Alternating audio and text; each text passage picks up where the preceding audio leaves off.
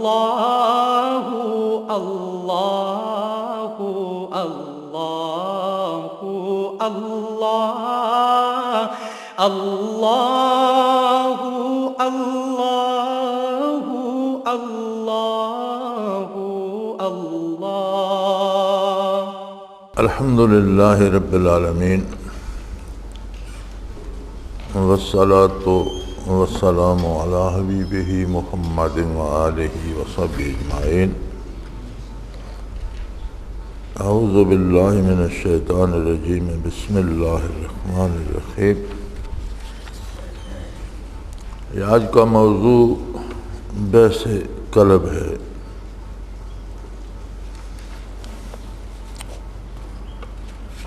اس میں ارشاد ہے موضوع تصوف اصلاح باطن ہے، یعنی تصوف کی غرض و غایت یا تصوف کا مقصد یہ ہے کہ باطن کی، قلب کی، اندر کی اصلاح ہو جائے، اور باطن اور اس کا مدار اصلاح قلب پر ہے۔ باطن کی اصلاح کا دار و مدار قلب کی اصلاح پر ہے۔ اس لیے اب ہم اس موضوع پر ذرا تفصیل سے گفتگو کریں گے۔ قال رسول اللہ صلی اللہ علیہ وسلم ان فی الجسد مضغۃ اذا صلحت صلح الجسد کلہ واذا فسدت فسدت الجسد کلہ الا وہی القلب۔ حضور علیہ الصلوۃ والسلام نے فرمایا، جسم انسانی میں گوشت کا ایک ٹکڑا ہے، اگر وہ ٹھیک ہو گیا تو سارا جسم درست ہو گیا، اگر وہ بگڑا تو سارا جسم بگڑا، سنو وہ قلب ہے۔ نبی کریم صلی اللہ علیہ وسلم کا ارشاد یہاں نقل فرمایا گیا۔ حضور فرماتے ہیں کہ انسانی جسم میں گوشت کا ایک لوتھڑا ہے، اگر وہ درست ہو جائے تو سارا جسم درست ہو جاتا ہے، اور وہ بگڑ جائے تو سارے جسم کو بگاڑ دیتا ہے، اور فرمایا غور سے سنو وہ قلب ہے۔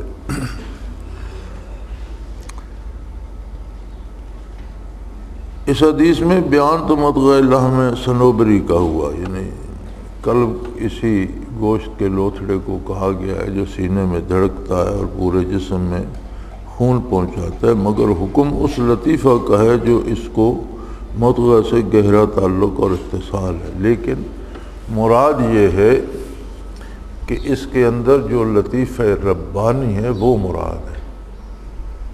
قلب ایک تو یہ دل ہے جو پمپنگ مشین ہے جو جسم میں خون پہنچاتا ہے، اور ایک لطیفہ قلب ہے جسے انگریزی میں سیٹل ہارٹ کہتے ہیں۔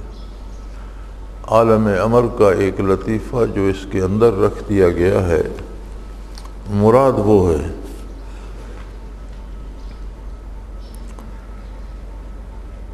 اس کو اس سے گہرا تعلق اور اتصال ہے، یعنی وہ لطیفہ قلب جو ہے اسی قلب صنوبری سے اس کا تعلق ہے، اور اسی میں اس کا مقام ہے۔ اسی وجہ سے بیان مضغہ کا کر دیا گیا۔ حدیث میں درستی قلب کو درستی بدن کا سبب بتایا گیا، اور یہ درستی قلب بغیر فنا بقا محال ہے۔ اور یہ درستی قلب جو ہے اس کے لیے ضروری ہے کہ خواہشات دنیا، لذات دنیا سے اس کا دل اٹھ جائے، دنیا کو ضرورت کے طور پر استعمال کرے، مقصد نہ بنا لے۔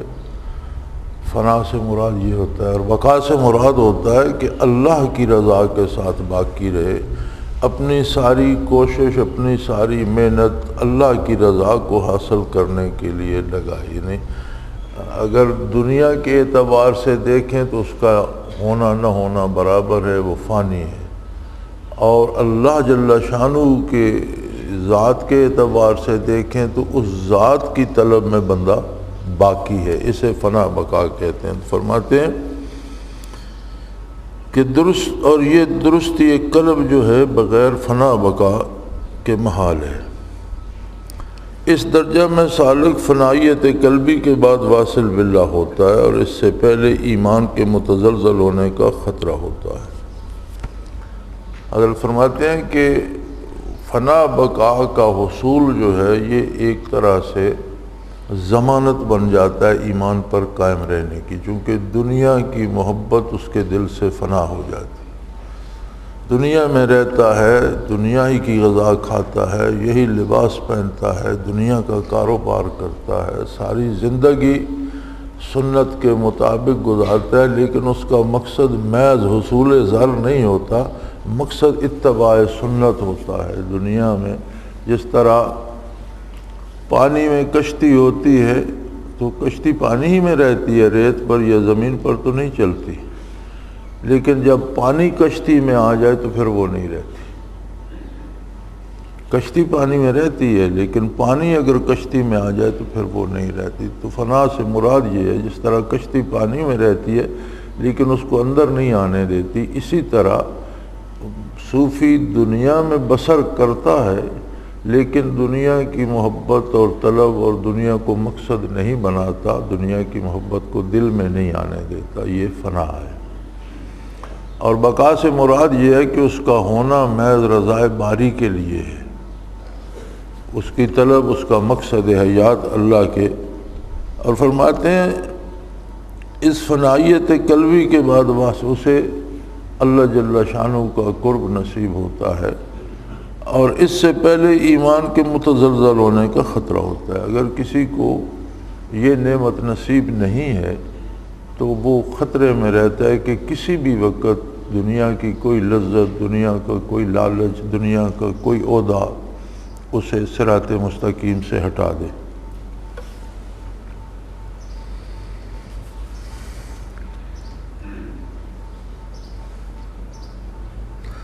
صوفیہ کرام میں مشہور مقولہ ہے الفانی لا یرد والواصل لا یرجع، کہ صوفیوں میں یہ کہا جاتا ہے کہ جسے فنا حاصل ہو گئی وہ رد نہیں ہوتا واپس، اور جسے الفانی لا یرد، فانی جو ہے جسے فنا حاصل ہو گئی وہ واپس نہیں پلٹتا، پھر وہ اس میں محو ہو جاتا ہے۔ والواصل لا یرجع، اور جسے وصال الہی نصیب ہو جائے پھر وہ مڑ کر نہیں آتا، پھر اپنی زندگی اسی دھن میں گزار جاتا ہے۔ اس کی تصدیق بخاری شریف کی اس حدیث سے ہوتی ہے جس میں ابو سفیان اور حلقہ روم کا مکالمہ ہے۔ سالتو کا حل یرتد احد منہم عن دینہ بعد ان یدخل فی سخطی فزعمت لا وکذلک الایمان اذا خالطہ بشاشۃ القلب۔ حلقہ روم نے سوال کیا تھا ابو سفیان پر جب وہ مہاجرین کو واپس لینے کے لیے گئے تھے، جب مہاجرین نے ہجرت کی مکہ مکرمہ سے پہلی، تو اس نے ان سے مختلف سوال کیے حضور صلی اللہ علیہ وسلم کے بارے، دین کے بارے۔ اس میں ایک سوال بھی یہ بھی سوال تھا کہ اللہ کا یہ دین قبول کر لینے کے بعد کچھ لوگ اسے برا سمجھ کر چھوڑ بھی دیتے ہیں، تو انہوں نے جواب دیا نہیں۔ تو ہرقل نے کہا کہ ایمان کی یہی حالت ہے جب اس کی تازگی قلب میں جم جاتی ہے پھر دور نہیں ہوتی۔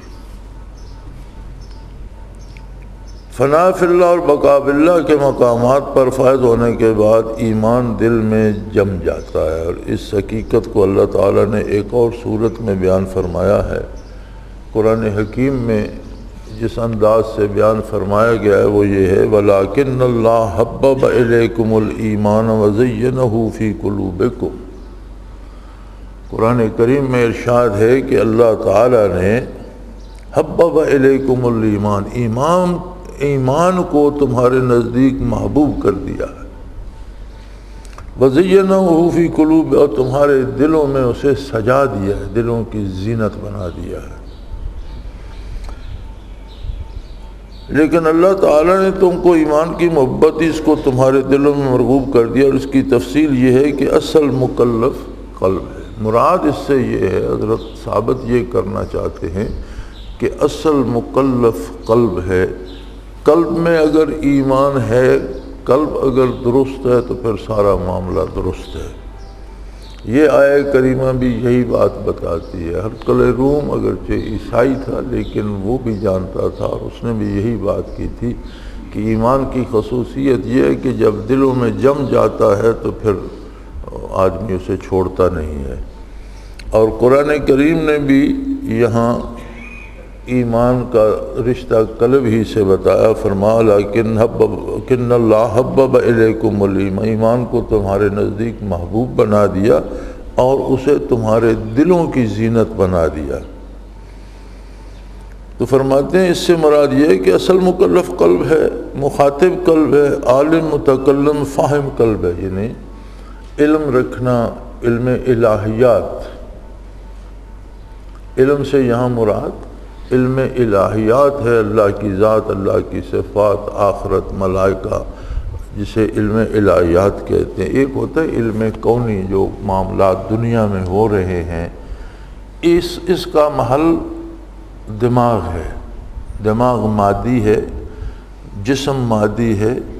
دماغ کا کام جسم کی ضروریات کا ادراک کرنا اور ان کی تکمیل کے ذرائع تلاش کرنا، اس سارے نظام کو علم کونی کہتے ہیں، جو کچھ دنیا میں امکانی طور پر ہو رہا ہے، سامنے ہے۔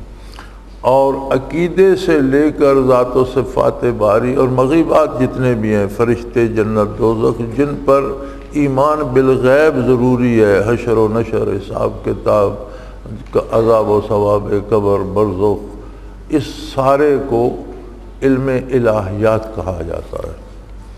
تو فرماتے ہیں علم الہیات کا عالم قلب ہے، متکلم بھی قلب ہے، ان پر بات کرنے کا جو اختیار ہے وہ بھی قلب کے پاس ہے، فاہم، اس کو سمجھنا بھی قلب کی استعداد ہے۔ سمع اور بصر رکھنے والا قلب ہے، سننے اور دیکھنے والا قلب ہے، ماخوذ قلب ہے، مواخذہ قلب کا ہوگا۔ جو انعام عطا ہوتا ہے وہ بھی قلب کی کیفیت پہ ہوتا ہے، اور جو سزا ہوگی وہ بھی قلبی کیفیت پر ہوگی۔ یعنی اگر کوئی گناہ کرتا ہے تو اس میں دلی طور پر کتنا مصروف ہے، اس کی جو ہے شدت وہ اس سے بڑھ جائے گی، یا دل سے اس کو محبوب رکھتا ہے تب گناہ کرتا ہے، اور نیکی کرتا ہے تو اس میں کتنا خلوص ہے، قلبی طور پر اس میں وہ کتنا میل ہے، جتنی گہرائی اور گہرائی ہوگی وہ قلب کے اعتبار سے ہوگی۔ باقی بدن سے اس کا تعلق صرف تدبر و تصرف کا ہے۔ آنکھیں اور کان قلب کے جاسوس ہیں، زبان قلب کی ترجمان ہے، اصل انسان اور بدن کا بادشاہ قلب ہے۔ فرماتے ہیں باقی بدن سے قلب کا تعلق تدبر و تصرف کا ہے، تدبیر کرنا اور کام کرنے کا ہے۔ یعنی قلب ایک حکم دیتا ہے تو دماغ بھی اس کے تابع ہے، دماغ اس حکم کی تعمیل میں سرگرم عمل ہو جاتا ہے، اعضاء و جوارح کو حرکت دیتا ہے، سارا بدن اس کی تکمیل میں مصروف ہو جاتا ہے، لیکن اصل بات قلب سے اٹھتی ہے۔ اس کو اس طرح بھی سمجھا جا سکتا ہے کہ آپ کتنے لوگوں کو دیکھیں گے، وہ بعض فضول کام کرتے ہیں لیکن اس کو اچھا نہیں سمجھتے، عقلاً اسے اچھا نہیں سمجھتے، جوا کھیلتے ہیں، دولت برباد ہو جاتی ہے، بات کرو تو کہتے ہیں یار یہ بری عادت ہے، اس نے مجھے اجاڑ دیا۔ اگر پوچھا جائے کہ پھر کرتے کیوں، کہتے ہیں دل چاہتا ہے۔ شراب پیتے ہیں، صحت تباہ ہو جاتی ہے، مال برباد ہو جاتا ہے۔ ان کے دماغ سے پوچھو، عقل مادی سے پوچھو تو وہ کہتے ہیں یہ بری چیز ہے، اس نے مجھے تو برباد کر دیا، میں چاہتا ہوں میرے بچے تو اس سے بچ جائیں اور آگے تو خراب نہ ہوں۔ تو پھر تم کیوں کہتے ہیں دل چاہتا؟ اس کا مطلب ہے کہ اصل حاکم قلب ہے، دل ہے، جو وہ چاہتا ہے دماغ بھی اسی کی تکمیل میں لگ جاتا ہے، اور اعضاء و جوارح بھی۔ اور یہی ارشاد نبوی کا مفہوم ہے کہ اگر قلب کی اصلاح ہو جائے، صلح الجسد کلہ، تو سارا بدن درست سمت چل پڑتا ہے، سب کی اصلاح ہو گئی۔ اور اگر اذا فسد، اگر قلب خراب ہو گیا تو پھر سارا ہی کام خراب ہو گیا۔ اصل مکلف قلب ہے، یہ سرخی ہے۔ فرمایا تکلیف مشروط ہے عقل اور فہم سے، یعنی شرعی احکام جو ہیں، تکلیف سے مراد ہے شرعی احکام کا مکلف ہونا۔ شریعت کے احکام جو ہیں یہ لاگو ہوتے ہیں عقل و فہم سے، جو بندہ سے اگر ایک پاگل ہے اس پر شرعی احکام نافذ نہیں ہوتے، تو ان کا نفاذ جو ہے وہ عقل و فہم پر ہے۔ اور ان دونوں کا ذکر قرآن کریم میں موجود ہے، کما قال تعالی حاکیا من اہل النار، جیسا کہ قرآن کریم میں اللہ نے دوزخیوں کی بات ارشاد فرماتے ارشاد فرمایا، دوزخی کہیں گے قالوا لو کنا نسمع او نعقل ما کنا فی اصحاب السعیر، کہ کاش ہم سن سکتے یا ہماری عقل سلامت ہوتی، ہم سمجھ سکتے تو آج ہم دوزخ میں نہ ہوتے۔ ومعلومات ان العقل فی القلب لان التکلیف مشروط بالعقل والفهم، وقال تعالی ان السمع والبصر والفؤاد کل اولئک کان عنہ مسئولا۔ دوزخی دوزخ میں اقرار کریں گے کہ ہم نے دل کو دنیا میں اس قدر لگا دیا کہ اس نے دین کو نہ سنا اور نہ سمجھا، کاش ہم سنتے، یعنی ہمارا دل سنتا، وہ سمجھتا اور دل دین کی طرف لگتا تو آج ہم دوزخ میں نہ ہوتے۔ فرماتے ہیں اس سے معلوم ہوا کہ ان العقل فی القلب، کہ اصل جو سمجھ ہے وہ قلب میں ہے، اور تکلیف جو ہے مشروط ہے عقل و فہم سے، جیسے اللہ کریم نے فرمایا ان السمع والبصر والفؤاد، سمع بصر یعنی سننے کی قوت، دیکھنے کی قوت، والفؤاد اور دل کے نہاں خانے کی کیفیت، فواد کہتے ہیں اندر کی کیفیت جو دل کی ہے، کل اولئک کان عنہ مسئولا، ان سب کے بارے پوچھا جائے گا، پرسش ہوگی۔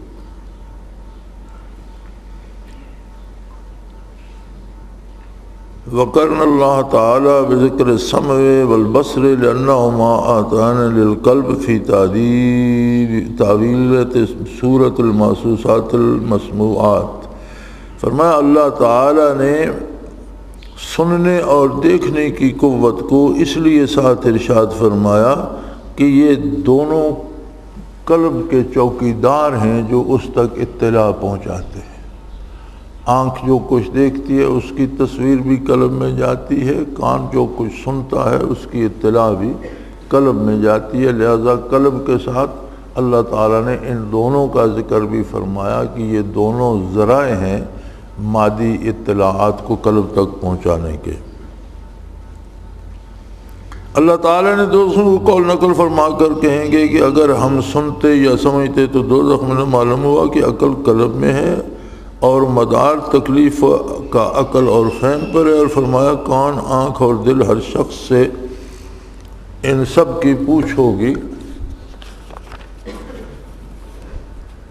اور سمع و بصر کو قلب سے جوڑ دیا کہ یہ دونوں دیکھی اور سنی چیزوں کو پہچاننے کے لیے اعلیٰ کا حکم رکھتے ہیں، یعنی یہ قلب کے ہتھیار ہیں جن کے استعمال سے وہ چیزوں تک پہنچتا ہے۔ عقل کا مقام قلب ہے، قال تعالی فتکون لہم قلوب یعقلون بہا، مقام عقل قلب ہے کہ اللہ تعالیٰ نے فرمایا ان کے دل ہوتے کہ ان سے سمجھنے لگتے، فتکون لہم قلوب یعقلون بہا، یعنی کاش ان کے دل سلامت ہوتے، دنیا کی محبت میں تباہ نہ ہو گئے ہوتے، ان میں سلامتی ہوتی، قلب سلیم ہوتا تو پھر وہ بات کو سمجھنے لگتے۔ محل تقوی بھی قلب ہے، یعنی نیکی کی جو اصل بنیاد ہے وہ قلب میں ہے۔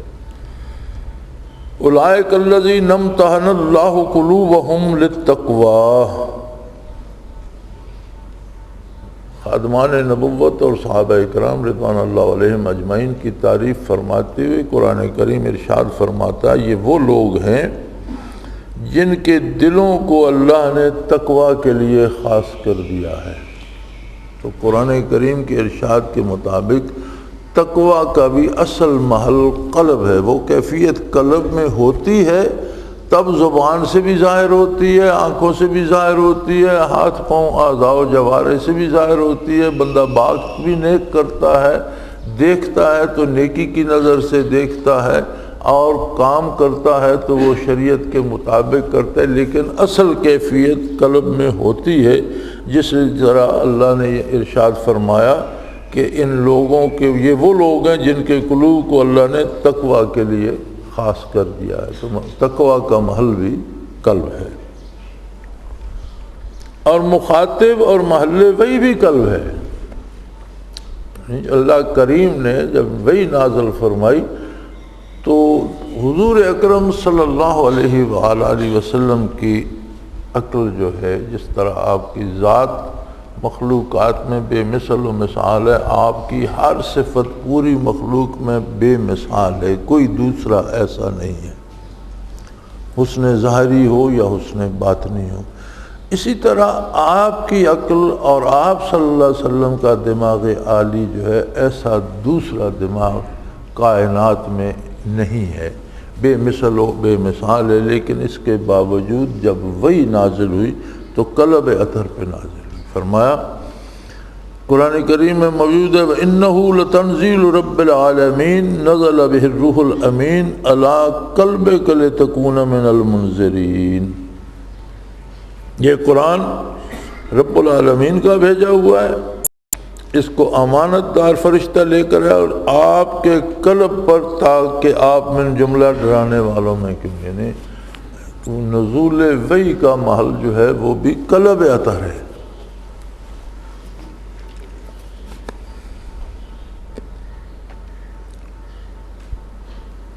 فَإِنَّهُ نَزَلَ عَلَىٰ قَلْبِكَ ثَبَتَ إِنَّ الْقَلْبَ هُوَ الْمُخَاطِبُ فِي الْحَقِيقَةِ لِأَنَّهُ مَوْضِعُ التَّمْيِيزِ وَالِاخْتِيَارِ أَمَّا سَائِرُ الْأَعْضَاءِ فَمُسْخَرَةٌ لَهُ۔ فرمایا قرآن کو آپ کے قلب اطہر پہ اتارا، پس ثابت ہوا کہ حقیقت میں مخاطب قلب ہے، کیونکہ یہی مقام تمیز و اختیار کا ہے، اور باقی اعضاء اس کے ماتحت ہیں۔ حقیقی محل جو ہے نزول قرآن کا وہ قلب ہے، اس لیے کہ اصل بادشاہ قلب ہے اور باقی سارے اعضاء و جوارے اس کے ماتحت ہیں۔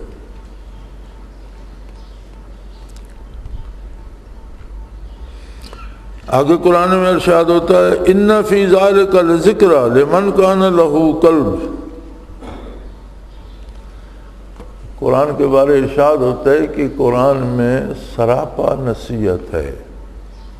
اِنَّ فِي ذَلِكَ لَذِكْرَىٰ، قرآن کے لفظ لفظ میں نیک نصیحت ہے، خوبی ہے، اچھی باتیں ہیں، لیکن ان کے لیے ہیں لمن کان لہو قلب، جس کے پاس قلب ہے۔ اگر کسی نے اپنا قلب کھو دیا، ضائع کر دیا، خراب کر دیا، اس پر گناہ کا زنگ چھا گیا یا اس پر کفر کی تاریکی چھا گئی، تو اسے اتنی قیمتی بات جو قرآن کریم ہے اس سے کیا حاصل ہوگا؟ ایک آدمی کی آنکھیں خراب ہو جاتی ہیں تو بھلے بہار کا موسم ہو، اسے ان رنگوں سے کیا لینا دینا جب اس کے پاس آنکھ ہی نہیں ہے۔ تو فرمایا قرآن تو سراپا نصیحت ہے، لیکن ان کے لیے جن کا قلب ہے، تحقیق اس میں اس شخص کے لیے بڑی نصیحت ہے جس کے پاس قلب ہو۔ اگلی سرخی ہے جزا و سزا کا تعلق اعمال قلب سے ہے۔ وَلَٰكِنْ يُؤَاخِذُهُمْ بِمَا كَسَبَتْ قُلُوبُهُمْ، جزا و سزا جو ہوگی وہ بھی اس کا مدار بھی قلب پر ہے، جیسا میں پہلے عرض کر چکا ہوں کہ ہم جو کچھ بھی کرتے ہیں اس کی تحریک تو قلب سے پیدا ہوتی ہے۔ اب اس میں دل کتنا مستغرق ہے اس کے اعتبار سے اس کی سختی یا نرمی کا اندازہ ہوگا۔ سو فرمایا جزا و سزا، کسی کو سزا ہوگی یا انعام ملے گا تو وَلَٰكِنْ يُؤَاخِذُكُمْ بِمَا كَسَبَتْ قُلُوبُكُمْ، مواخذہ ہوگا تمہارا جو کچھ تمہارے دلوں نے کیا ہے، لیکن مواخذہ فرمائیں گے اس چیز پر جو تمہارے دلوں نے کمائی ہے۔ تو اب دل تو نہ چوری کرتا ہے، نہ کھانا کھاتا ہے، نہ کسی کا مال چراتا ہے، نہ کسی کو گالی دیتا ہے، نہ سجدہ کرتا ہے، تو پھر یہ دل پر چونکہ یہ جتنے اعمال بدن کرتا ہے ان کے پیچھے اصل تحریک دل کی ہوتی ہے، اور ہر کام میں دل کو کتنی دلچسپی ہے، وہ اس میں کتنا مصروف ہے، نیکی کر رہا ہے تو کتنے خلوص سے کر رہا ہے، غلطی کر رہا ہے تو کتنی دلچسپی سے کر رہا ہے، اس کے مطابق مواخذہ ہوگا۔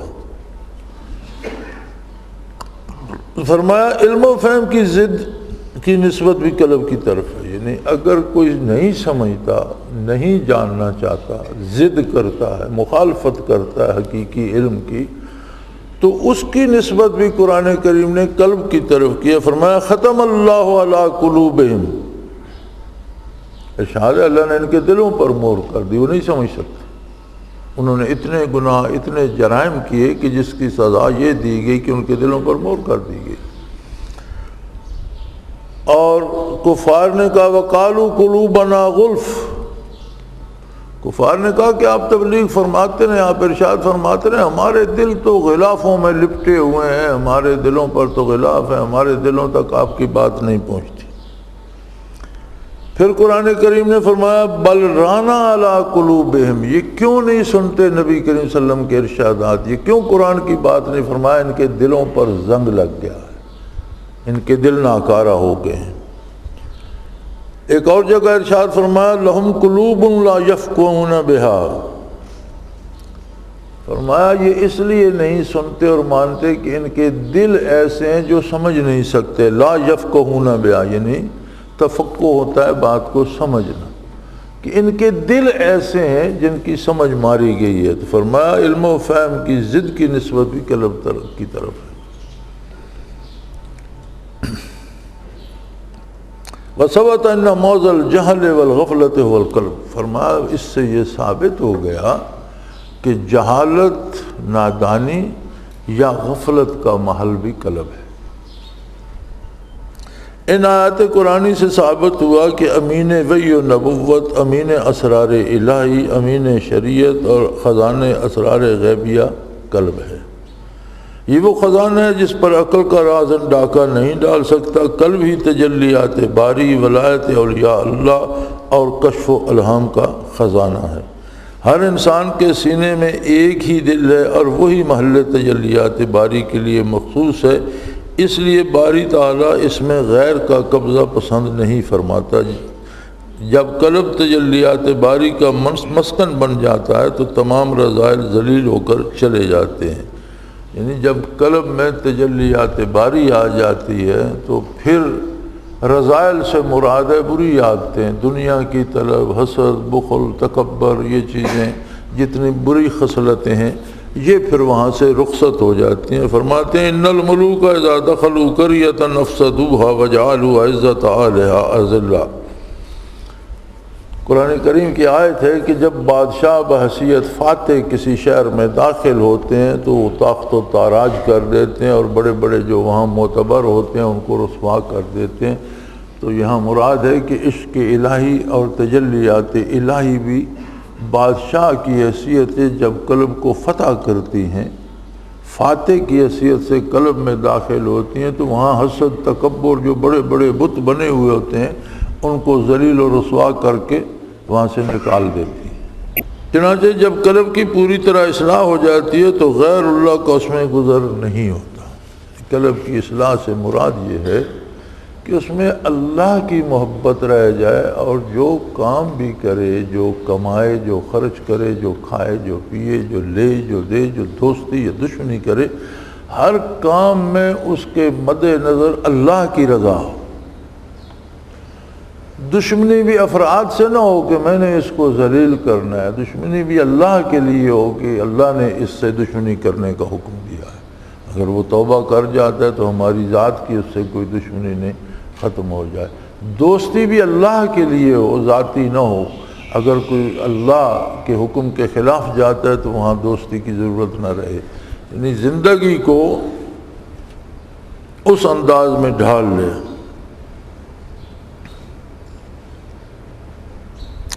اور ولی اللہ کہہ اٹھتا ہے علیہ اللہ بکافٍ عبدہ، اور ولی اللہ کی زندگی زبان حال سے یہ کہہ رہی ہوتی ہے کہ اپنے بندے کو اللہ ہی کافی ہے۔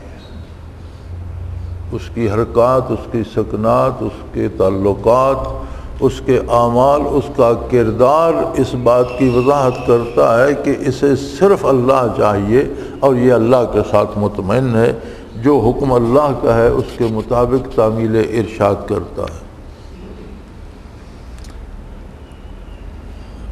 معاصی کی وجہ سے قلب اندھا اور بہرا ہو جاتا ہے، یعنی گناہ جو ہیں یہ قلب کی نگاہ چھین لیتے ہیں، اس کی سماعت چھین لیتے ہیں۔ گناہ کی وجہ سے قلب اندھا بھی ہو جاتا ہے، بہرا ہو جاتا ہے، مگر معالج روحانی کے علاج سے یہ امراض دور ہو جاتے ہیں، اور شیخ وہ چاہیے جو ان امراض کا قلع کما کرے اور ان سے اسے شفا نصیب ہو۔ وہ قلب سلیم، قلب سقیم،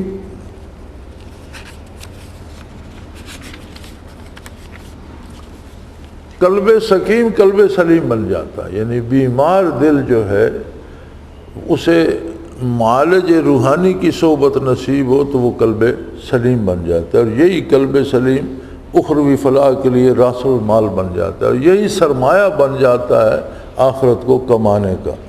یوم لا ینفع مال ولا بنون الا من اتی اللہ بقلب سلیم۔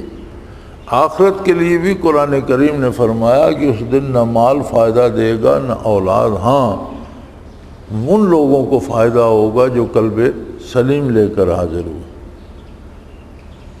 اور قلب سلیم، قلب کے سلیم ہونے کے لیے دو شرائط ہیں۔ اول صحت ازالہ مرض ہے،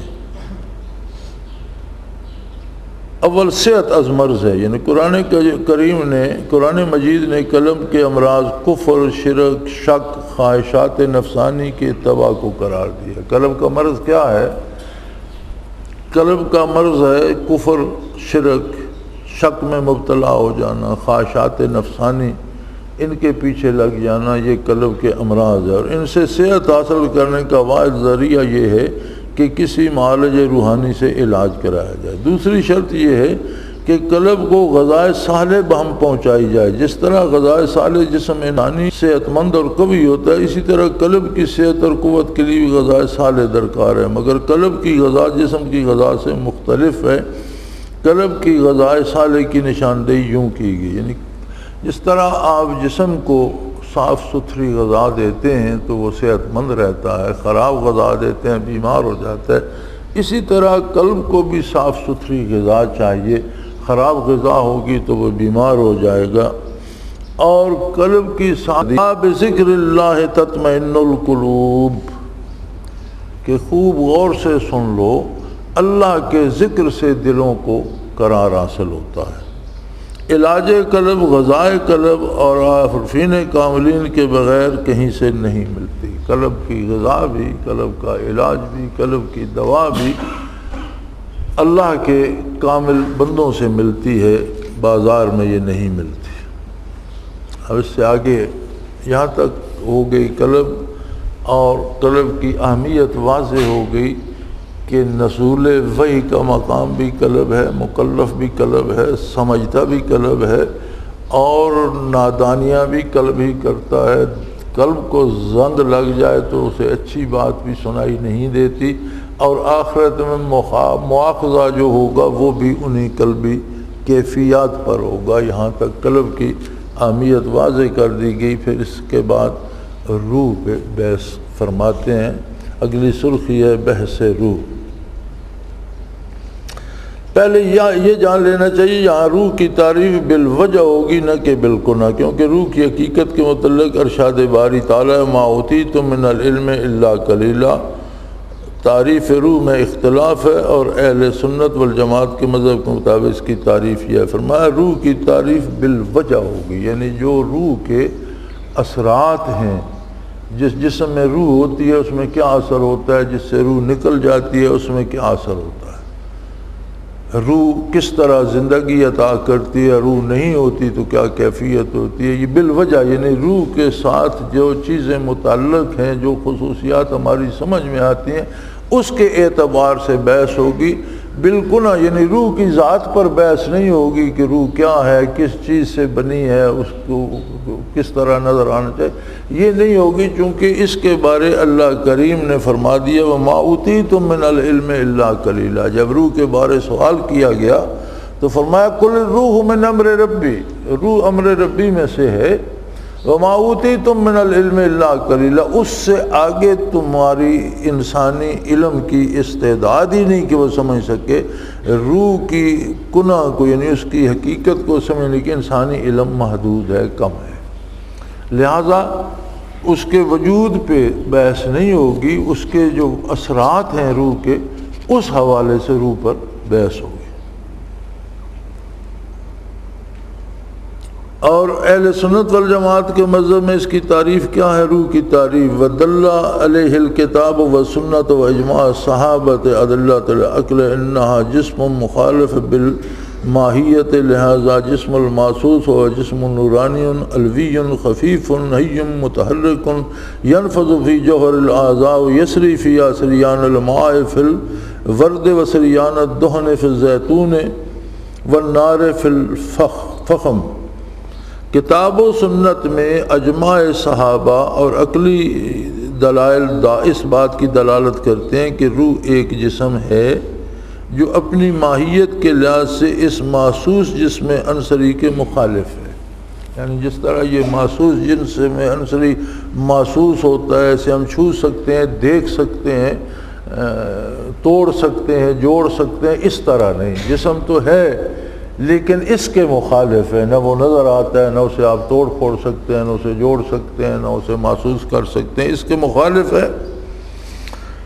وہ جسم نورانی ہے، علوی ہے، عالم اعلیٰ کا ہے، عالم امر کا ہے، ہلکا، زندہ اور متحرک ہے، اس کا کوئی وزن نہیں ہے کہ آپ تول سکیں، وہ زندہ ہے، متحرک ہے، حرکت کرتا ہے اور تمام اعضائے بدن میں نفوذ کر جاتا ہے، پور میں انسانی وجد کے ایک ایک پور، ایک ایک ذرے میں وہ نفوذ کر جاتا ہے۔ بدن میں اس کا سریان ایسا ہے جیسا گلاب کے پھول میں پانی، زیتون میں روغن اور کوئلہ میں آگ کا سریان ہوتا ہے۔ بدن میں روح اس طرح جاری و ساری ہو جاتا ہے جس طرح گلاب کے پھول میں پانی اور جس طرح کوئلے میں آگ یا جس طرح زیتون کے پھل میں تیل ہوتا ہے، اس طرح سے بدن کے ذرے ذرے میں روح نفوذ کر جاتا ہے۔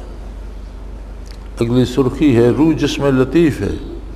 روح کا جسم لطیف ہونا اور اس جسم عنصری کا مخالف ہونا قرآن مجید سے ثابت ہے۔ فرمایا وَإِذَا سَوَّيْتُهُ فَنَفَخْتُ فِيهِ مِن رُوحِي، قرآن کریم میں فرمایا گیا کہ یہ بدن اور طرح کی چیز ہے، روح اور طرح کی ہے، اس لیے ارشاد ہوا کہ پس جب میں بدن آدم کو سنوار دوں، اذا سویتہ، اسے مکمل کر دوں اور اس کی نوک پلک درست کر دوں، فنفخت فیہ من روحی، پھر اس میں اپنی روح پھونکوں، تو اس کا مطلب ہے کہ بدن اور اس کی نوک پلک کچھ اور چیز ہے اور بعد میں جو پھونکا گیا روح وہ کچھ اور چیز ہے۔ بس معلوم ہوا کہ تصفیہ بدن کے بعد نفخ روح ہے، اس سے ثابت ہوا کہ بدن اور روح دو مختلف چیزیں ہیں۔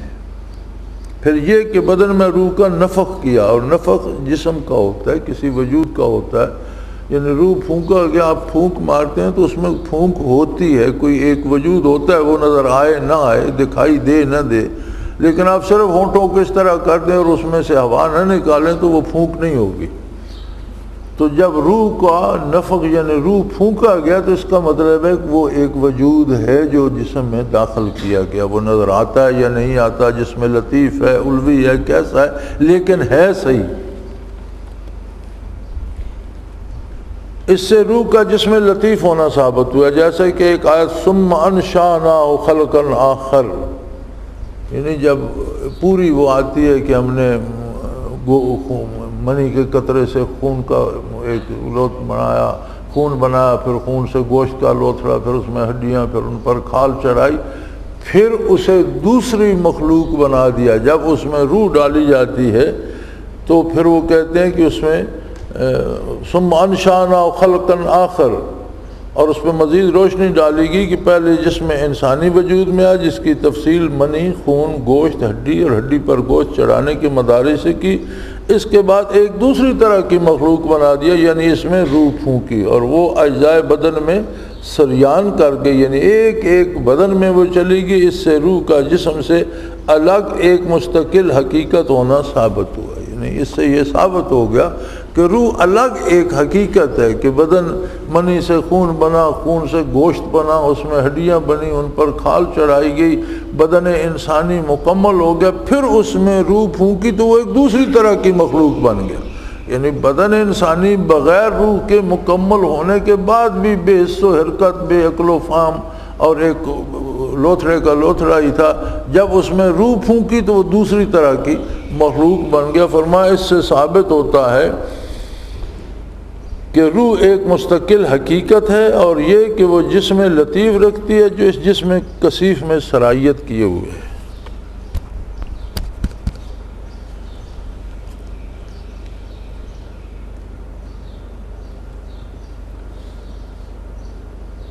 میں لطیف رکھتی ہے کہ تو خراب کیتا نے.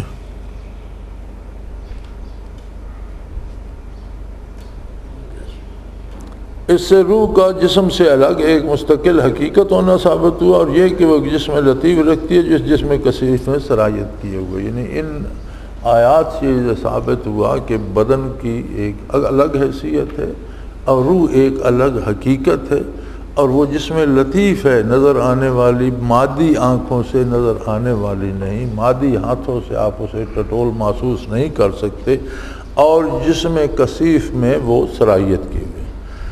روح جوہر فرد نہیں. حدیث میں موت کے وقت روح کی کیفیت یوں بیان ہوئی کہ فتفرق فی جسدہ.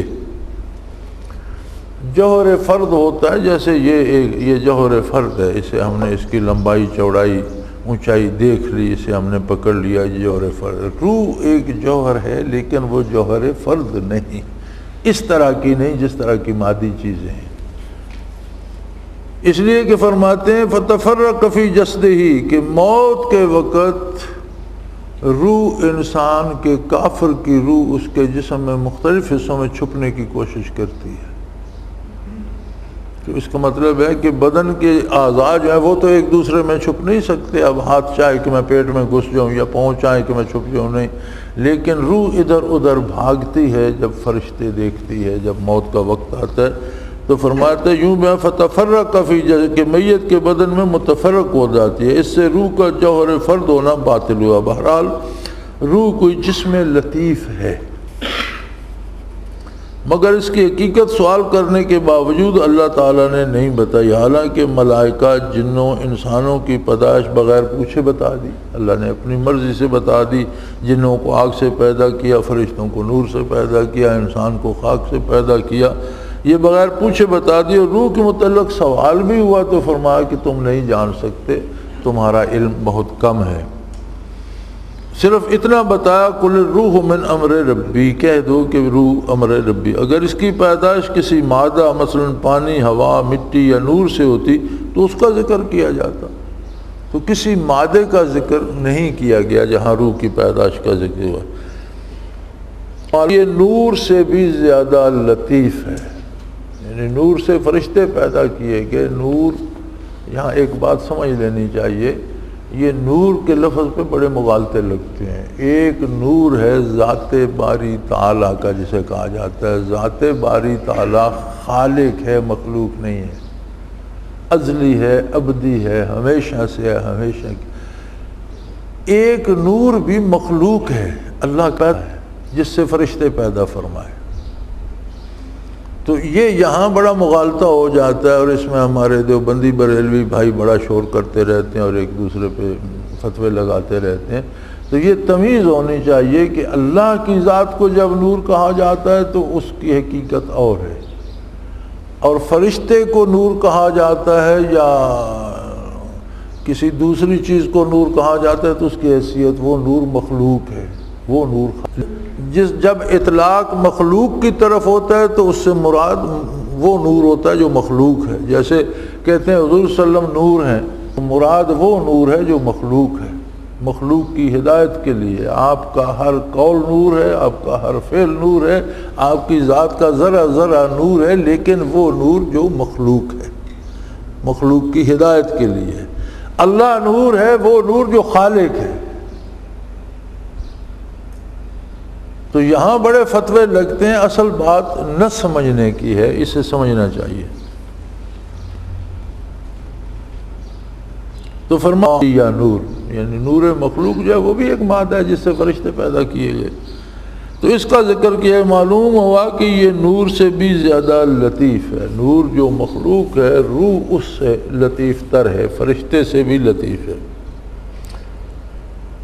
کما قال السہیل والارواح خلقت بما قال اللہ تعالی ہوا نفخۃ المتقدمہ الی المضاف الی الملک والملائکۃ من نور کما جاء فی حدیث المسلم ایضا جسم ولکن من جنس الریح ولذلک مسمی روحا من لفظ الریح ونفخ الملک فی معنی الریح غیر انہ ضم اول وہی من ذوات الواد هذا تجمع على الارواح یضم اول لانہ نورانی والریح هو المتحرک.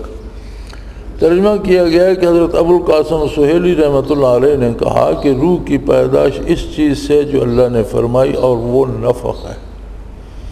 نفخ کہتے ہیں پھونک مارنے کو اس کو، اور جو مضاف فرشتہ کی طرف ہے، اور فرشتوں کی پیدائش نور سے ہے، جیسا کہ حدیث مسلم میں. اور وہ روح بھی جسم ہے مگر ری یعنی ہوا کی جنس سے ہے، اور اس وجہ سے اس کو روح سے موسوم کرتے ہیں جو ری سے مشتق ہے. نفخ ملک ری کے معنوں میں ہوا ہے، سوائے اس کے کہ اس کا اول مفہوم ہے. اور لفظ روح صاحب واو سے ہے، جس وجہ سے اس کی جمع ارواح آتی ہے. روح رے پر ضمہ ہے جس کہ وہ جسم نورانی ہے، اور ہوا تو جسم متحرک ہے. یعنی یہ ہوا جو دنیا کی ہے، یہ جو چلتی رہتی ہے. روح اس طرح کی ہوا نہیں. معلوم ہوا کہ ملائکہ کے نفخ سے روح کی پیدائش ہوئی، اور ملائکہ نور سے، اس لیے روح ملائکہ سے زیادہ لطیف ہوئی. جیسے انسان جسم عنصری سے ہے، جسم عنصری ہے، انسان کا سانس اس کے جسم سے زیادہ لطیف ہے. اسی طرح فرمایا فرشتے کی سانس اس سے زیادہ لطیف ہے. اسی طرح ملائکہ کا سانس ان کے جسم سے زیادہ لطیف ہوا. روح لا مکانی ہے، وہی اہل حق کا مذہب ہے. وَعْلَمْ أَنَّ الْقَائِلِينَ فِي إِثْبَاتِ النَّفْسِ فَرِيقَانِ الأول منهم وهم المحققون منهم من قال الإنسان غير موجود في داخل العالم ولا في خارجه وغير متصل في داخل العالم ولا في خارجه وغير متصل ولا منفصل عنه لكنه بالبدن تعلق التدبير والتصريف. خوب جان لیں، ترجمہ کیا گیا ہے کہ روح کے اثبات کے قائلین کے دو فریق ہیں. اول جو محققین ہیں، ان میں سے بعض کا قول ہے کہ روح نہ عالم میں داخل ہے نہ خارج. یعنی جب عالم اور عالمین کی بات ہوتی ہے تو روح اس میں شامل بھی نہیں اور اس سے الگ بھی نہیں کہ اسی میں بستی ہے.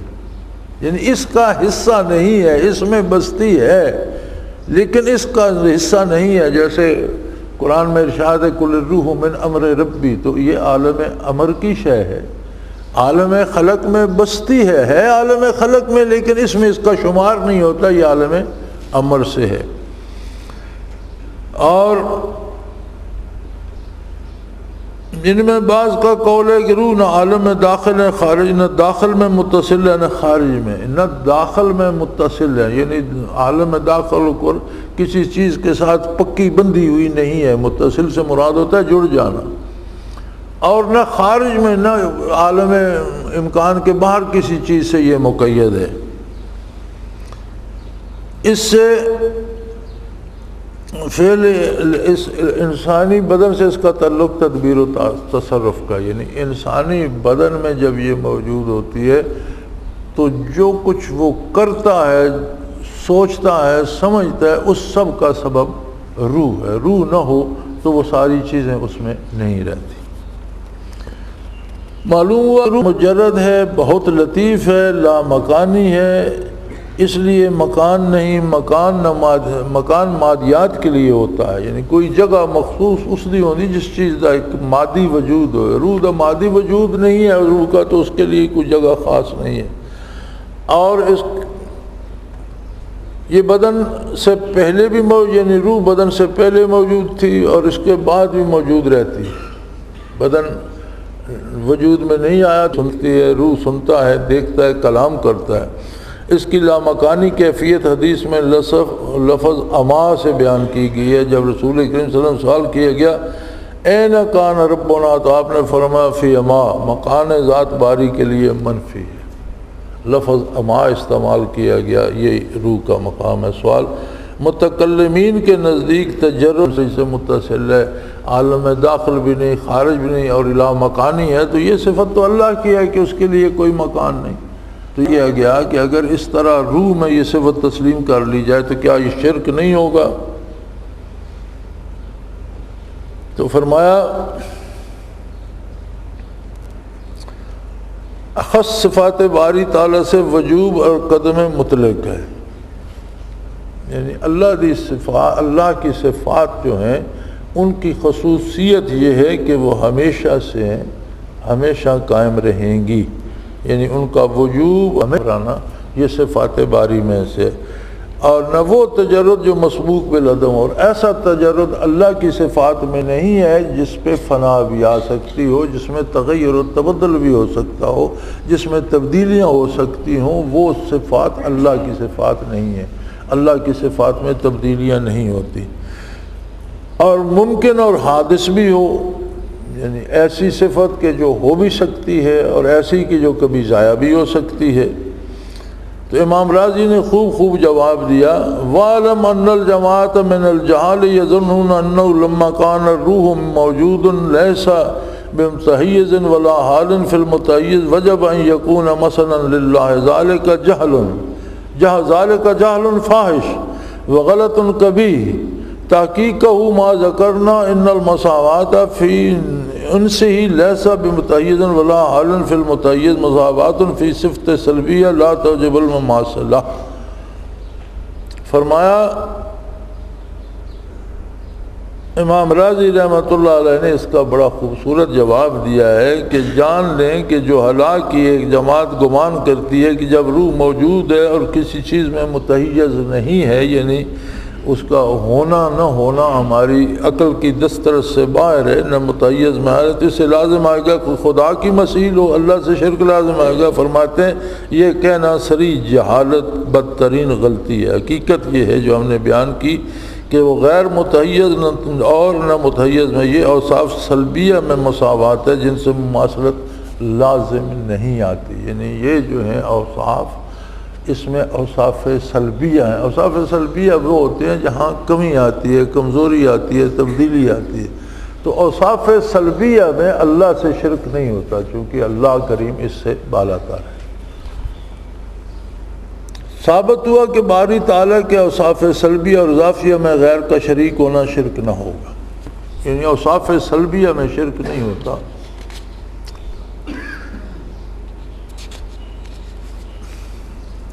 لامکان کی حقیقت سمجھنے کے لیے عقل اندھی ہے۔ حدیث کا لفظ اما اس پر دلالت کرتا ہے، کیونکہ اما عدم بینائی پر بولا جاتا ہے۔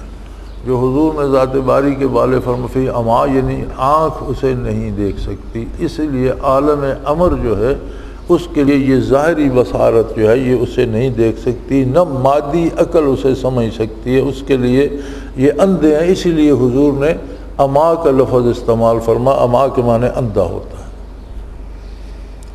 اب سوال یہ پیدا ہوتا ہے کہ روح کی پیدائش کس چیز سے؟ امام راضی فرماتے ہیں الروح عند لہ العرش مبدا و تربیت الارض اصل الجسم والبدن قد الف ملک المنان بینہما لیسلی بقبول الامر والمحض فی الجسم فی وطن فارف زمام الغریب النازق الوطن۔ روح کی ابتدا صاحب عرش سے ہے، من امر ربی ہے، اور بدن انسانی کی اصل مٹی سے ہے۔ اللہ تعالیٰ نے ان دونوں میں الفت ڈال دی تاکہ ان میں اوامر اور محنتیں قبول کرنے کی صلاحیت پیدا ہو۔ پس روح مسافر ہے، بدن اپنے وطن میں ہے، پس غریب الوطن مسافر کی ذمہ داری کا خیال رکھو۔ امام راضی فرماتے ہیں کہ روح امر ربی سے ہے، عالم امر سے ہے، اور بدن مٹی سے ہے، اپنے وطن میں ہے، اور روح عالم امر سے آ کر اس میں ٹھہری ہے، یہ مسافر ہے۔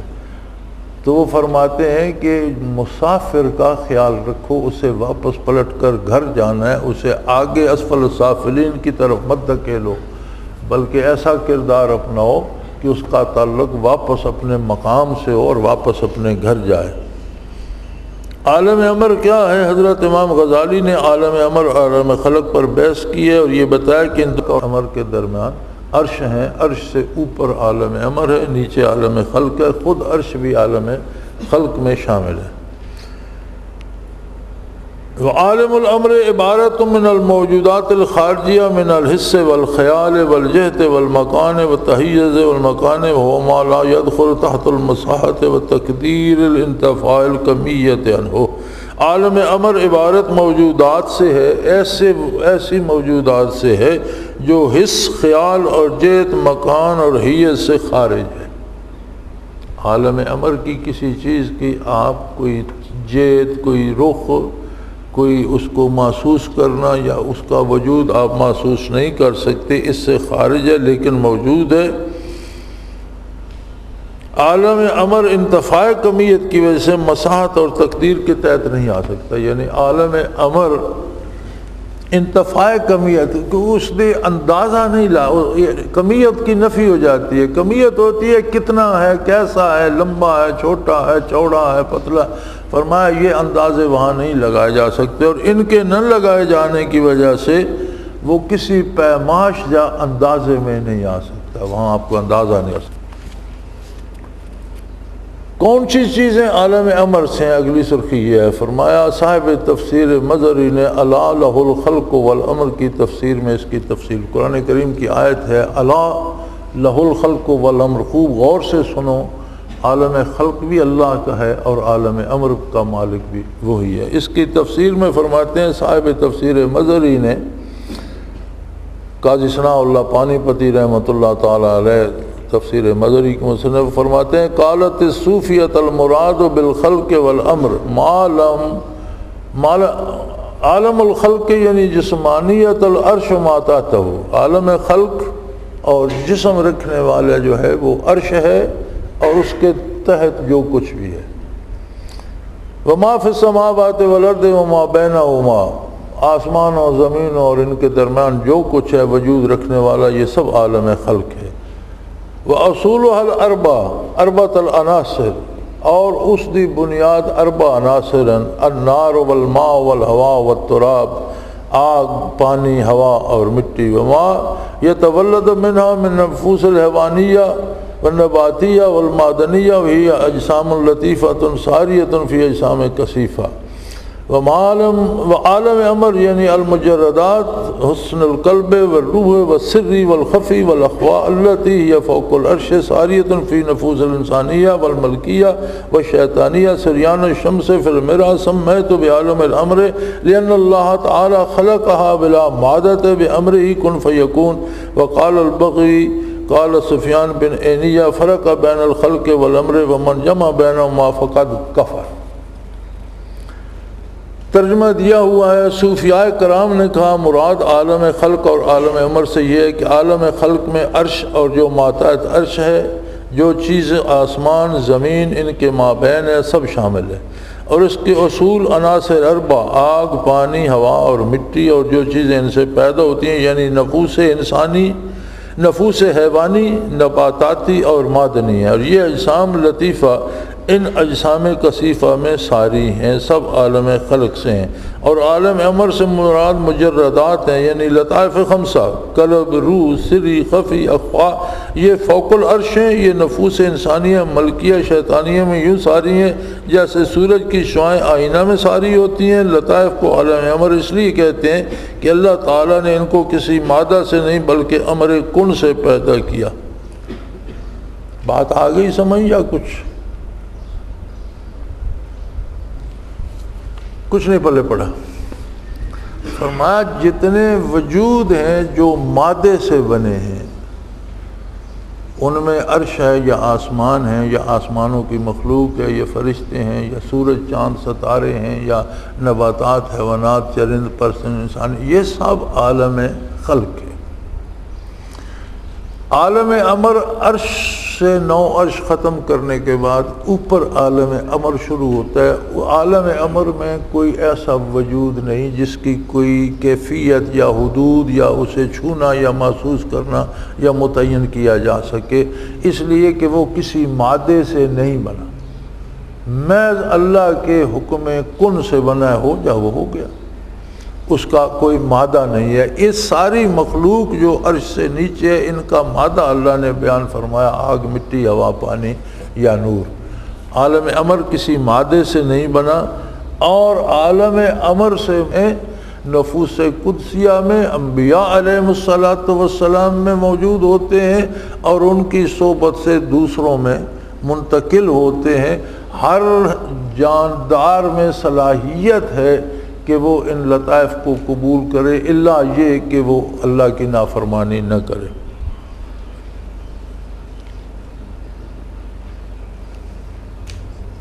معلوم ہوا کہ روح اور دیگر لطائف عالم امر کی مخلوق ہیں جو بغیر مادہ کے پیدا کیے گئے۔ عالم امر کو عالم حیرت اور لامقام بھی کہتے ہیں۔ اب کچھ سمجھ آ گئی؟ جہاں سمجھ نہ آئے تو روک دیا کرو مجھے۔ بحث نفس، آگے فرماتے ہیں کہ نفس کیا ہے، وجہ تسمیہ۔ نفس کا لفظ یا تو نفاست سے ہے تو بوجہ شرافت و لطافت کے نفس کہا جاتا ہے، یا تنفس سے ہے تو بوجہ سانس کی آمد شد کے نفس کہا جاتا ہے، مگر آنے جانے کی صفت کی وجہ سے نفس مراد روح لی جائے تو یہ اس لیے درست ہے کہ نیند کے وقت روح خارج ہو جاتی ہے پھر لوٹ آتی ہے۔ نفس ایک ایسا لفظ ہے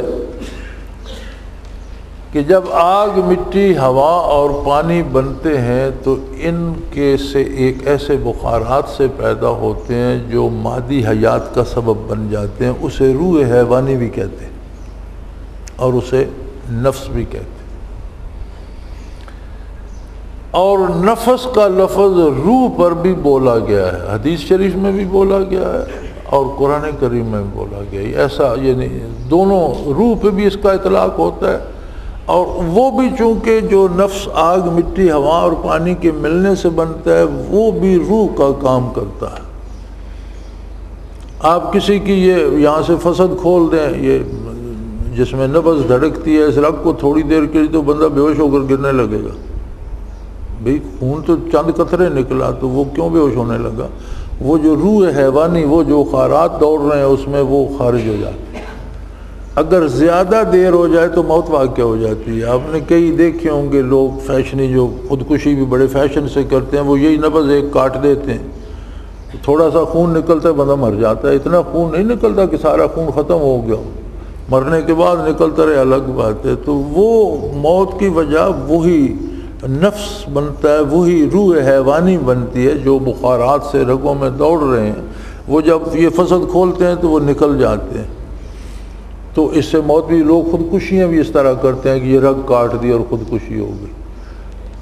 تو یہ بھی چونکہ زندگی کا سبب ہے، اسے روح حیوانی بھی کہتے ہیں، نفس بھی کہتے ہیں۔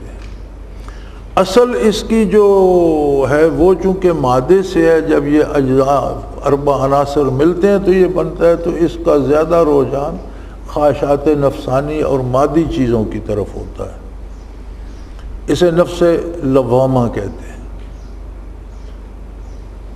نفس امارہ کہتے ہیں، ان النفس لامارہ، نفس امارہ کہتے ہیں۔ یہ برائی کا حکم کرتا ہے، لوٹ لو، پیسے لے لو، رشوت لے لو، اس کی منت کرو عہدہ مل جائے گا، غلط کام کرو اس میں یہ لطف ہے، یہ اسے نفس امارہ۔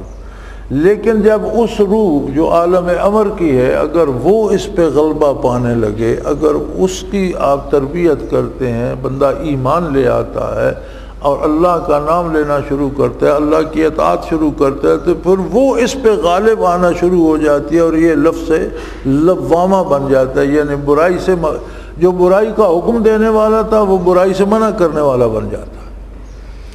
اور جب اس میں ترقی کرتا اور اسے فنا فی اللہ نصیب ہوتا ہے تو پھر نفس مطمئنہ بن جاتا ہے، اطمینان حاصل ہو جاتا ہے اسے، یا ایتها النفس المطمئنہ ترجی الی ربک راضیۃ مرضیہ، کہ اے نفس مطمئنہ خوش باش اپنے اللہ کے پاس لوٹ جا۔ تو یہ اس کے 3 درجے ہوتے ہیں۔ تو فرماتے ہیں یا تو تنفس کی وجہ سے، جو سانس ہم لیتے ہیں اس کی وجہ سے نفس کہا جاتا ہے، تو اگر اس کی وجہ سے کہا جائے تو روح پر بھی اس کا اطلاق اس طرح ہوتا ہے کہ قرآن کریم نے فرمایا کہ جب بندہ سو جاتا ہے تو روح اللہ قبض کر لیتے ہیں، لیکن اس کا تعلق بدن سے رہتا ہے۔ جب روح لوٹا دیتے ہیں تو بندہ جاگ اٹھتا ہے۔ تو روح بھی چونکہ آتی جاتی ہے تو شاید اس لیے بھی نفس کا لفظ اس پر بھی اطلاق ہوتا ہو، یا پھر نفس اور روح ایک حقیقت کے 2 نام ہیں، یعنی ایک چیز کو دونوں ناموں سے کہہ دیے جاتے ہیں۔ النفس والروح اسمین لمعنی واحد، یعنی یہ 2 نام ہیں ایک حقیقت کے، اور اس کی حدیث لیلۃ التعریس میں ہے۔ لیلۃ التعریس اس رات کو کہتے ہیں جو ایک رات حضور اکرم صلی اللہ علیہ وسلم سفر میں تھے اور فجر کی نماز قضا ہو گئی۔ حضرت بلال رضی اللہ تعالیٰ عنہ اذان دیا کرتے تھے، سب کو جگایا کرتے تھے، وہ بھی سو گئے، وہ بھی نہیں اٹھے۔ تو حضور اکرم صلی اللہ علیہ وسلم نے فرمایا، ان سے سوال کیا کہ بھئی آپ کو تو سب کو جگانا تھا، اذان کہنی تھی، آپ بھی نہیں اٹھے۔ تو قال بلال اخذ بنفس الذی اخذ بنفسک وقال رسول اللہ صلی اللہ علیہ وسلم ان اللہ قبض ارواحنا۔ حضرت بلال نے عرض کیا کہ یا رسول اللہ، میرا نفس بھی اسی ذات کے قبضے میں تھا جس کے قبضے میں آپ کا نفس عالی تھا۔ تو حضور نے فرمایا یقیناً اللہ نے ہماری روحوں کو روک لیا تھا، یعنی ہماری آنکھ نہیں کھلی، نہ میری آنکھ کھلی نہ تمہاری آنکھ کھلی، ہماری روحوں کو اللہ نے۔ تو فرمایا یہاں حضرت بلال نے روح پر نفس کا لفظ بولا، حضور نے اسی روح پر روح کا لفظ بولا، تو لہذا نفس اور روح دونوں نام روح پر بھی بولے جاتے ہیں۔ ایک ہی چیز کو حضرت بلال نفس سے تعبیر فرماتے ہیں، حضور اکرم صلی اللہ علیہ وسلم روح سے، تو اس کی تطبیق یوں ہوتی ہے کہ روح اور نفس کو ایک ہی مانا جائے۔ قرآن کریم نے بھی روح پر لفظ نفس کا اطلاق فرمایا، قال تعالی یتوفی الانفس حین موتہا، یعنی قرآن نے بھی روح پر نفس کا لفظ بھی بولا ہے، جیسے اس آیہ کریمہ میں ہے کہ اللہ روحوں کو موت دے دیتا ہے، ان کے موت کے وقت واپس لے لیتا ہے، اللہ قبض کر لیتا ہے ان کی جانوں کو موت کے وقت، یعنی ان کی روحوں کو موت کے وقت۔ تو یہاں بھی یتوفی الانفس، حالانکہ مراد روح ہے، لفظ نفس بولا گیا۔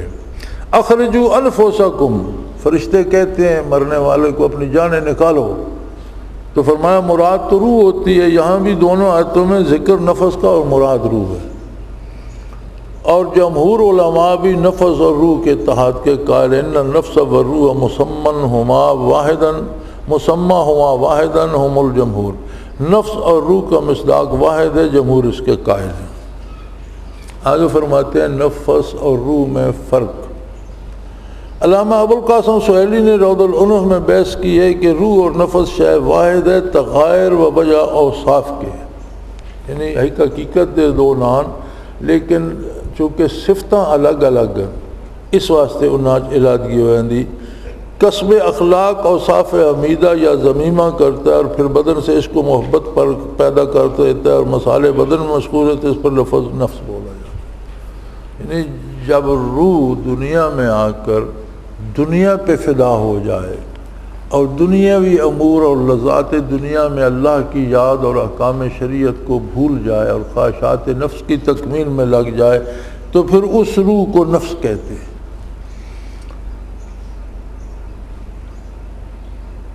اس میں صفت غفلت شہوت پیدا ہو جاتی ہے، تو اس میں نفس کا اطلاق، کیونکہ نفس کا فعل بھی غفلت اور شہوت۔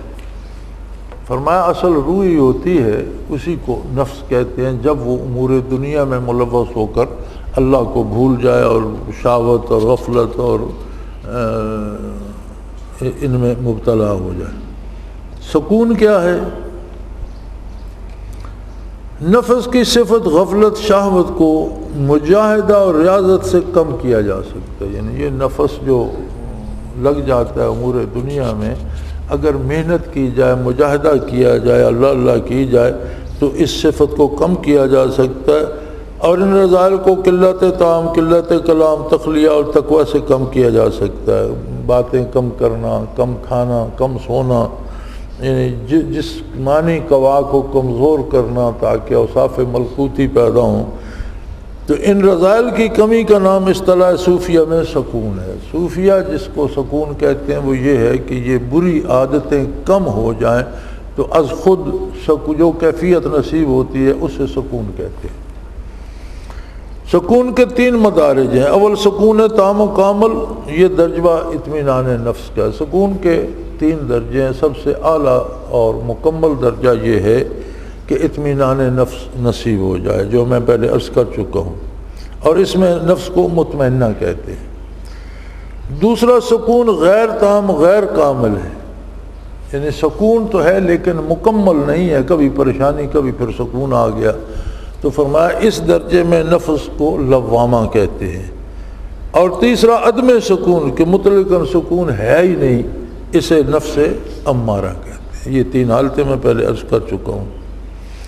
مسمى واحد کے مختلف اسماء، یعنی جس کا نام ہے وہ تو ایک ہے، اس کے نام کئی ہیں۔ فرمایا اگر ذات واحد کو مختلف الفاظ سے بیان کر دیا تو ان الفاظ کا مرجع واحد ہو تو کوئی تضاد لازم نہیں آئے گا، یعنی ایک وجود دے اگر نام مختلف ہو مراد وہی ہوئے تو اس میں کوئی تضاد، کوئی اس میں اختلاف کی بات نہیں ہوتی۔ اس لیے کہ آدم علیہ السلام یعنی روح نفس کہہ کے اگر روح مراد لی جاتی ہے یا اسے لوامہ یا مطمئنہ یہ کہا جاتا ہے تو اس کی حقیقت میں تبدیلی نہیں ہوتی ہے، اصل اس کی وہی رہتی ہے۔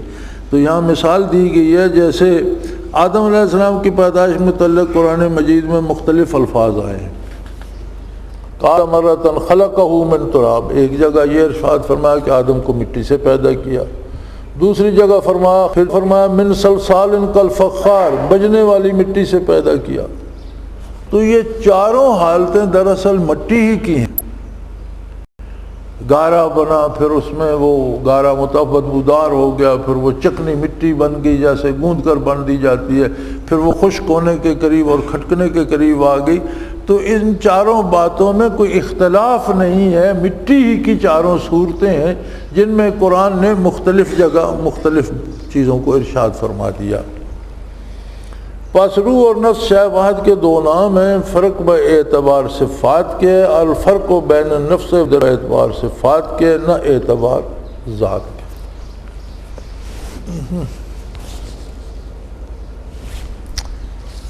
وآخر دعوانا الحمد للہ رب العالمین۔ چلو یہاں تک بات ہو گئی جی۔ پچھلی گڈی تے آئے لو اللہ اللہ اللہ اللہ اللہ